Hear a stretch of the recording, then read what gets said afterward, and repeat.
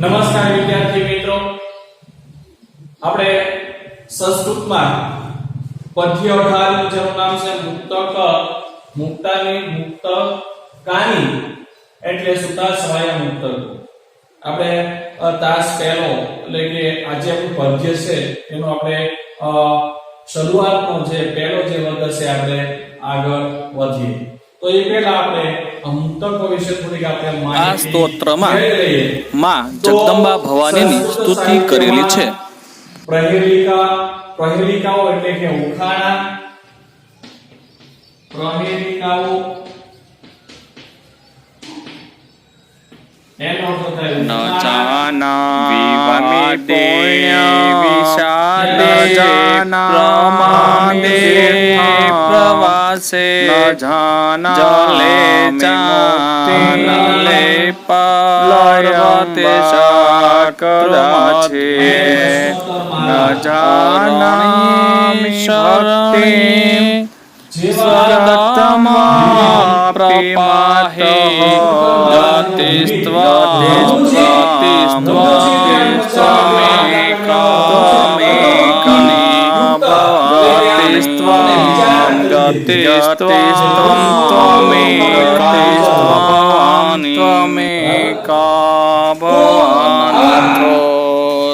દરિદ્રો જરારોગયુક્તો મહાક્ષીણ દીનઃ સદાધૈર્યવક્ત્ર વિપતો પ્રવિષ્ટઃ પ્રણષ્ટ સદા ગતિસ્ત્વાં ત્વમેકા ભવાની ગતિસ્ત્વાં ત્વમેકા ભવાની. એક અલંકાર છે, એક શબ્દના જ્યારે બે અર્થ થતા હોય ત્યારે આપણે તેને શ્લેષ અલંકાર કહેવાય છે. કે ઉદાહરણ તરીકે આપણે જોઈએ તો દિન એટલે દિવસ થશે, અને જો આ દીર્ઘ દી હોય એટલે કે આ રીતે દિન લખેલું હોય તો એનો અર્થ થાય ગરીબ. એટલે અહીંયા શ્લેષ અલંકાર આ જે શબ્દ છે એના જે છે એ આ રીતે બે અર્થ પણ થાય. તો જ્યારે એક જ શબ્દના એક જ જે શબ્દ છે એક જ શબ્દના જ્યારે બે અર્થ થતા હોય ત્યારે જે છે એ શ્લેષ અલંકાર બને. તો મિત્રો અહીંયા આપણે વાત કરીએ છીએ કે મુક્તક પ્રકારની જે રચના છે એ રચનામાં ક્યારેક શ્લેષથી, ક્યારેક સંધિ ફેરથી, ક્યારેક સમાસ ફેરથી અને અનન્વયથી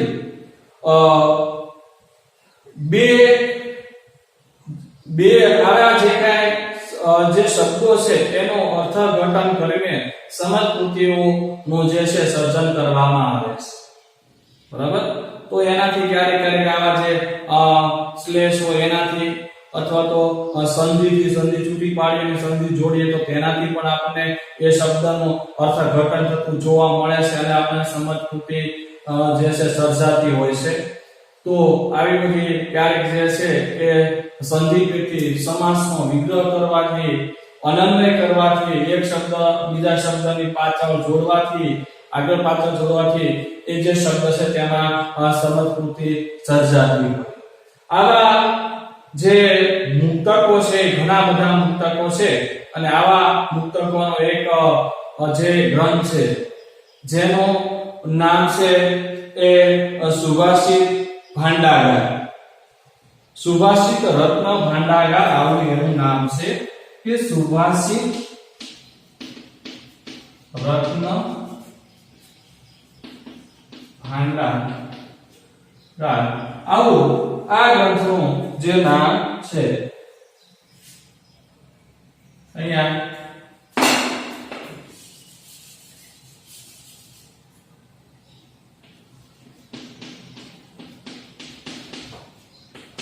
આ એક જે મુક્તકો છે મુક્તકોનો સંગ્રહ થયેલો ગ્રંથ છે સુભાષિત રત્ન ભાંડાગાર.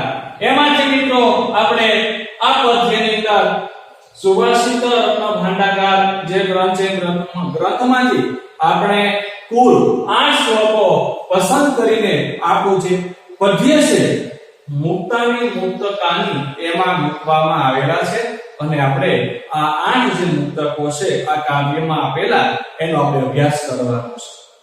આ જે મુક્તકો છે એ માનવીય જીવન ને ઉન્નત બનાવવા માટેનો જે ઉપદેશ છે એ ઉપદેશ આપે છે કે માનવ જીવનને ઉન્નત બનાવવું, બરાબર, ઉન્નત બનાવવા માટેનો જે ઉપદેશ છે એ ઉપદેશ આ મુક્તકો એ આપતા હોય છે. તો મિત્રો હવે આપણે આજે પહેલા ક્લાસની અંદર આ બે જે મુક્તકો છે એનો આપણે અભ્યાસ કરવાનો છે. તો આપણે જોઈએ અહીંયા પહેલું જે મુક્તક છે એમાં આપણે જો પીના ફણી બાલેન્દુ ભસ્મ મંદાકિની યુક્તા પ વર્ગ રચિતા મૂર્તિર પ વર્ગ કદાસ્તુવ. હવે આપણે એને જે છે એ જ્યાં જરૂર પડે ને આપણે સંધિ છૂટી પાડશું, બરાબર, શબ્દો લખતા જઈએ અને આપણે અનુવાદ પણ એનું જોઈશું. તો પહેલા આપણે જે છે શબ્દાર્થો લખીએ, આપણે આનંદમય કરીને જ આપણે શબ્દાર્થો લખવાના છે. તો પહેલા આપણે લખશું પિનાક.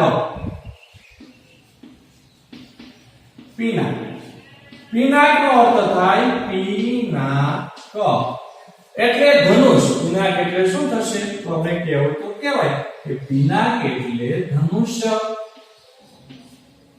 હવે આપણે બીજો શબ્દ લઈએ તો ફણી.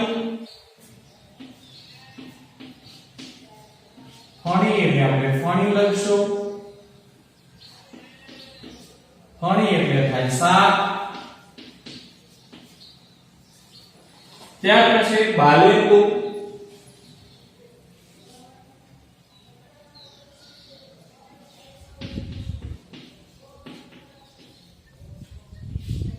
એટલે ચંદ્રરેખા. અહીંયા આપણે અર્થ થયો છે પણ આપણે બાલેન્દુનું બાલેન્દુ રાખવાનું છે એટલે આપણે ગુજરાતી બાલેન્દુ લખશું, કાઉન્સમાં લખશું ચંદ્રરેખા. અહીંયા આપણે કાઉન્સમાં લખશું ચંદ્રરેખા. આપણે અનુસ્વાર કરશું.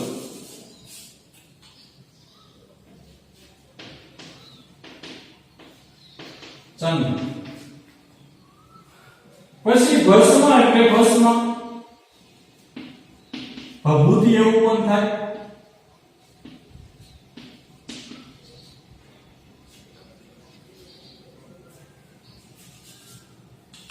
મંદાકિની યુક્તા. મંદાકિની એટલે ગંગા થાય, ગંગા નદી. મંદાકિની યુક્તા એટલે મંદાકિની એટલે કે ગંગા યુક્ત, ગંગાથી યુક્ત, પણ લખશું ગંગા યુક્ત અથવા મંદાકિની યુક્ત.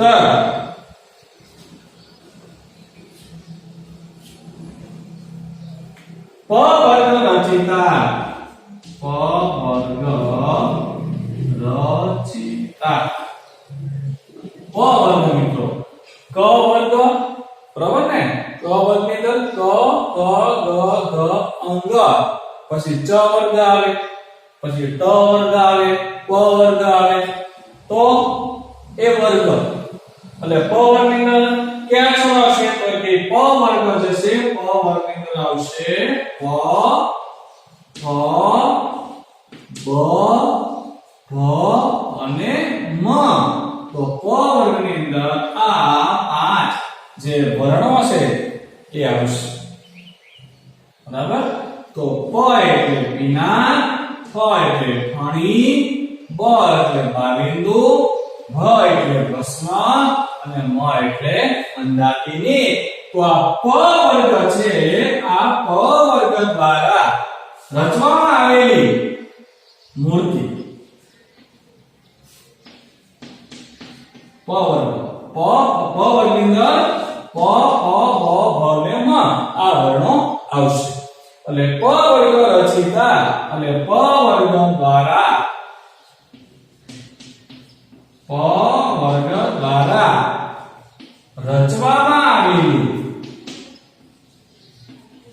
રચવામાં આવેલી અહીંયા જે છે એ મૂર્તિ છે અહીંયા આ જે શબ્દ છે એમાં સંધિ છૂટી પડશે બરાબર તો આપણે આખો શબ્દ પહેલા લખી નાખીએ મૂર્તિ ર પ વર્ગ પ્રદાસ્તુ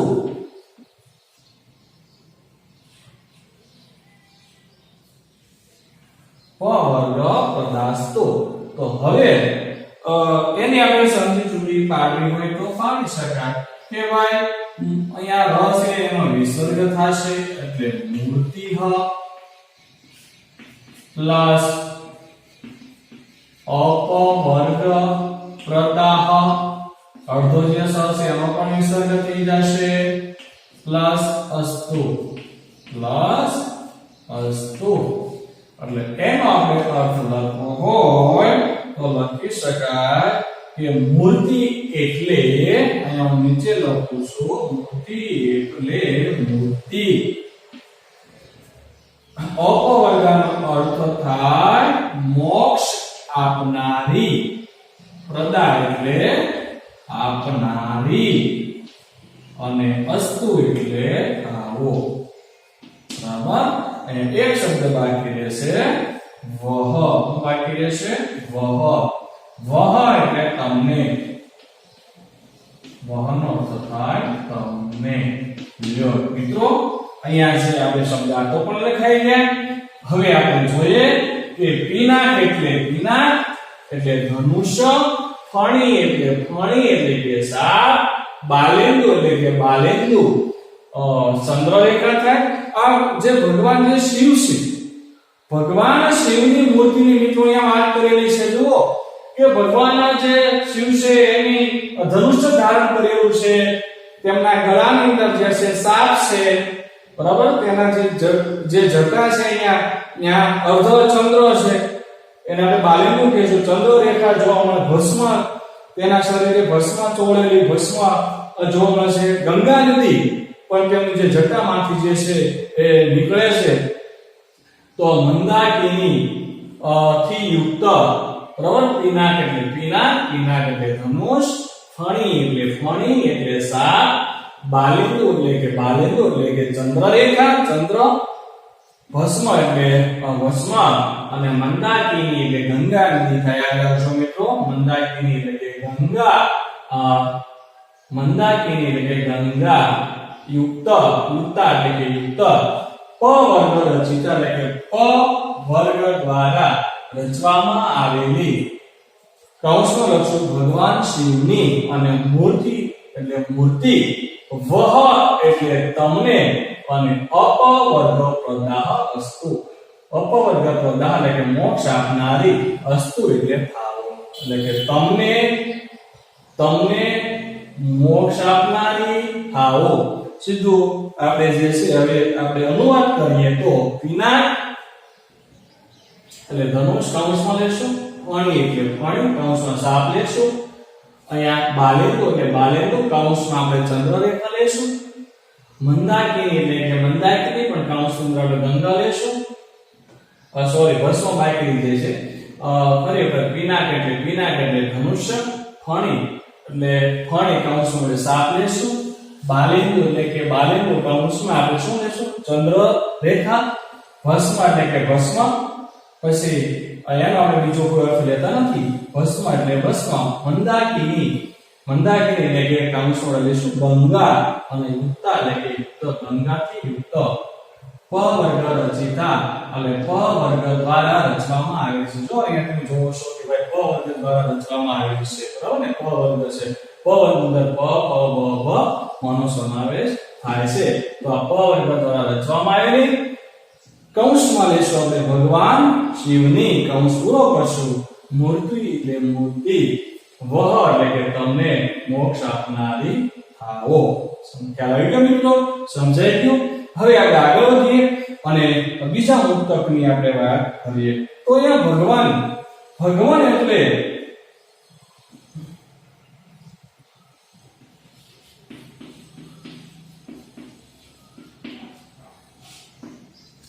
ભગવાન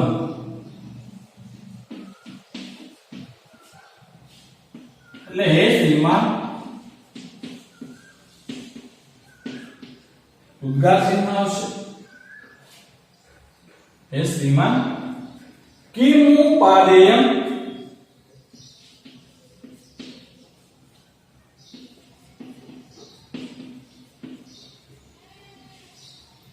અહીંયા આપણે સંધિ છૂટી પાડશું. સંધિ છૂટી પડે કિમ પ્લસ ઉપાદેય આવી રીતે સંધિ છૂટી પડશે.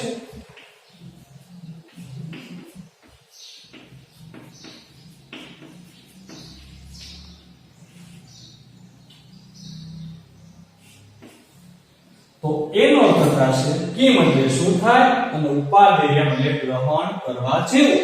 તો આપણે એમ લખશું કે ગ્રહણ કરવા જેવું.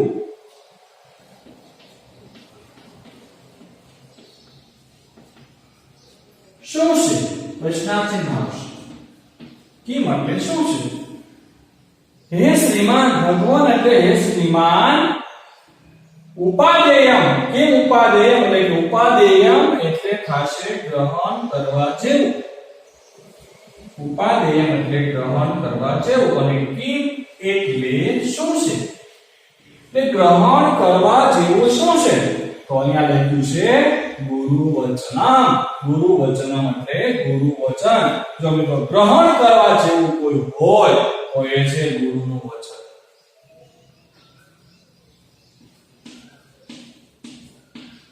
ગુરુ વચનમ એટલે ગુરુ વચન. આગળ વધીએ. ચ લેશું. ચ એટલે અને. આનું કાર્ય છે બે જે વાક્ય હોય એને જોડવા. તો અહીંયા એક વાક્ય પૂરું થઈ જાય કે હે શ્રીમાન ગ્રહણ કરવા જેવું શું છે? તો ગુરુ વચન.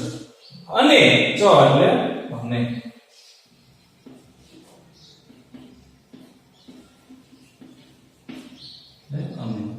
હેયંપી જો યાદ રાખજો ઉપાદેયમ એક આ શબ્દનો અર્થ યાદ રાખજો. ઉપાદેયમ એટલે ગ્રહણ કરવું અને અહીંયા હેયંપી એની પણ આપણે સંધિ છૂટી પાડીએ. જો સંધિ છૂટી પાડવાથી પણ અસમસ્કૃતિ સર્જાતી હોય છે.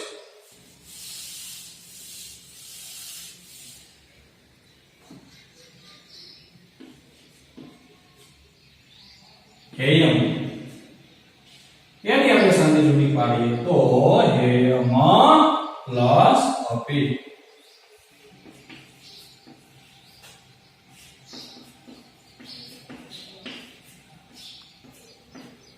બરાબર. હેયમ એટલે ત્યજવા યોગ્ય.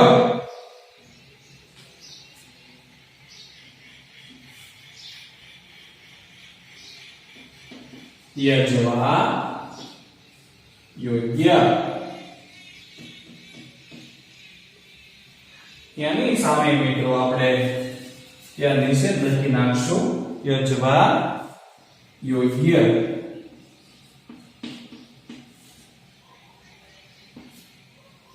કિમ કાર્ય તો એમાં પણ સંધિ છૂટી પડશે.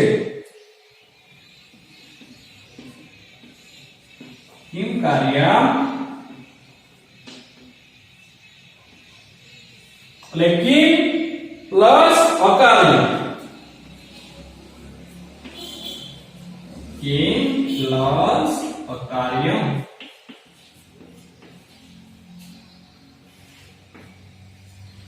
કિમ એટલે શું? અને પ્રશ્ન પૂછે છે ને. અને ત્યજવા યોગ્ય કિમ એટલે શું છે?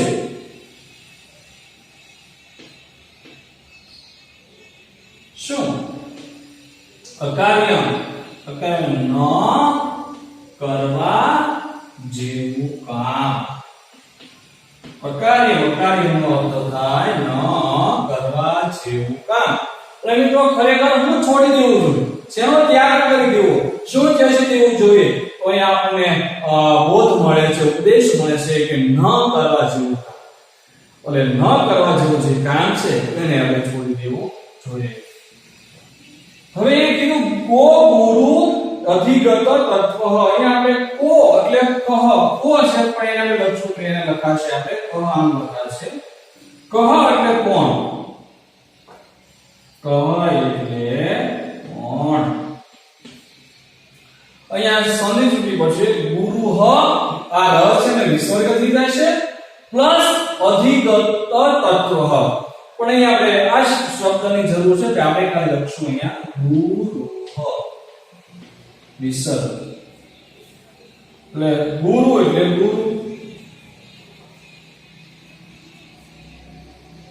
ગુરુ એટલે ગુરુ. ગુરુ કોણ છે? અહીંયા પણ પ્રશ્ન પૂછે કો ગુરુ અથવા કહ ગુરુ. ગુરુ કોણ છે? બરાબર ને? તો જો કે સતતમ એટલે કે સતતમ એટલે નિરંતર. સતતમ નો અર્થ થશે નિરંતર. ની અહીંયા આપણે પૂછી નાખશું. સતતમ એટલે નિરંતર, જે નિરંતર. શિષ્ય હિતાય અહીંયા આપણે લખશે બાજુમાં અહીંયા જે જગ્યા છે અહીંયા આપણે લખી નાખશું.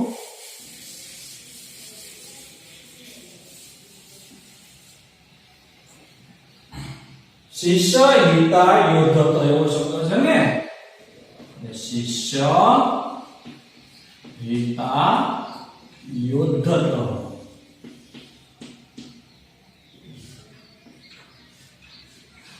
સંધિ છૂટી પાડી દેશું મિત્રો. શિષ્ય હિતાય પ્લસ ઉદ્ધતઃ એટલે શિષ્ય હિતાય પ્લસ ઉદ્ધતઃ એટલે શિષ્યના હિત માટે તત્પર છે.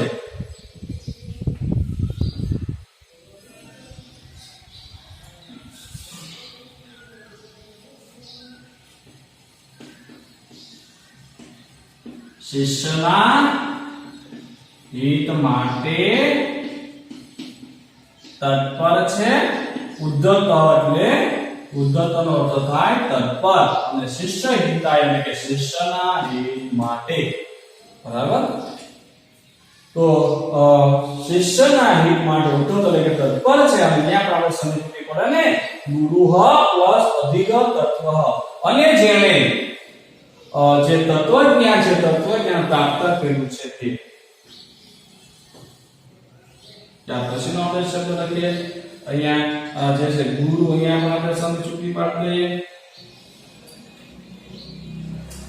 ગુરુ શબ્દ આપણને આપેલો છે ગુરુ ર અધિગત તત્વ. બરાબર? હવે આપણે જે છે આની સંધિ ચૂકી પાડીએ તો ગુરુઃ પ્લસ અધિગત તત્વ. અધિગત તત્વ. બરાબર? ગુરુ તો આપણે અહીંયા લઈ લીધું છે મિત્રો. બરાબર? અહીંયા ગુરુ એટલે ગુરુ લઈ લીધું અને અધિગત તત્વ એટલે કે તત્વજ્ઞાન પ્રાપ્ત કરેલું છે તે. અધિગત તત્વ અહીંયા આપણે લખીશું તત્વજ્ઞાન પ્રાપ્ત કરેલું છે તે. બરાબર? સમજાય કે મિત્રો?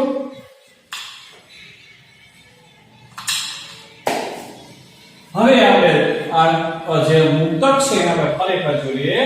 ભગવાન એટલે કે હે શ્રીમાન કિમ પ્લસ ઉપાદેય એટલે કિમ એટલે શું અને ઉપાદેય એટલે ગ્રહણ કરવા જેવું. કે હે શ્રીમાન ઉપાદેય આપણે પહેલા લઈ લઈએ કે ગ્રહણ કરવા જેવું. કિમ એટલે શું છે? તો ગુરુ વચન એટલે ગુરુ વચન.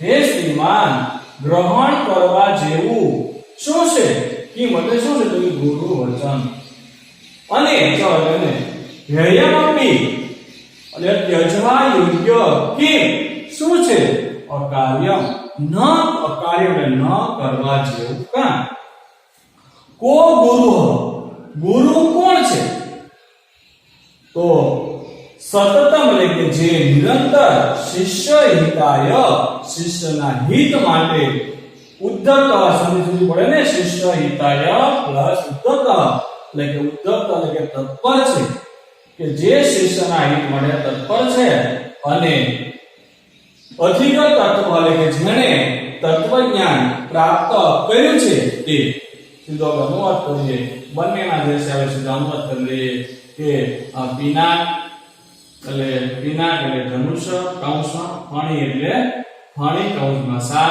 બાલેન્દુ એટલે બાલેન્દુ કૌંસમાં આપણે લઈશું ચંદ્રરેખા ભસ્મ એટલે કે ભસ્મ અને મંદાકિની એટલે કે ગંગાથી યુક્ત પ વર્ગ દ્વારા રચવામાં આવેલી કૌંસમાં ભગવાન શિવની મૂર્તિ તમને મોક્ષ આપનારી થાઓ. હે શ્રીમાન ગ્રહણ કરવા જેવું શું છે પ્રશ્નાર્થ આવશે જવાબમાં આવશે ગુરુ વચન અને ત્યજવા યોગ્ય શું છે તો કે ન અકાર એટલે કે ન કરવા જેવું કામ ગુરુ કોણ છે જે નિરંતર શિષ્યના હિત માટે તત્પર છે અને જેણે તત્વજ્ઞાન પ્રાપ્ત કર્યું છે તે. તો મિત્રો અહીંયા આપણે રાખીએ અહીંયા આપણે બે મુક્તક ભણ્યા છીએ અને બાકીના જે કુલ આપણે 8 મુક્તકો છે એ 8 મુક્તકોમાંથી આપણે બે મુક્તકોનો અભ્યાસ કર્યો અને બાકીના જે મુક્તકો છે એનો અભ્યાસ આપણે પછીના ક્લાસમાં કરશું. એટલે મને એવું લાગે છે કે બીજો જે ક્લાસ છે બીજા ક્લાસમાં આપણે 3 મુક્તક ભણશું અને ત્રીજા ક્લાસમાં આપણે પાછા 3 મુક્તક ભણશું એટલે આપણું આ પદ્ય છે એ પૂરું થઈ જશે. તો હવે પછીના જે ક્લાસમાં ક્લાસ નંબર 2 માં આપણે આની આગળના જે મુક્તકો છે એનો આપણે આની આગળના એટલે કે ત્રીજું ચોથું અને પાંચમું આ 3 મુક્તકોનો આપણે અભ્યાસ ક્લાસ નંબર 2 માં કરશું. અહીંયા સુધી આજે આપણે રાખીએ. અસ્તુ. જય હિન્દ, જય ભારત.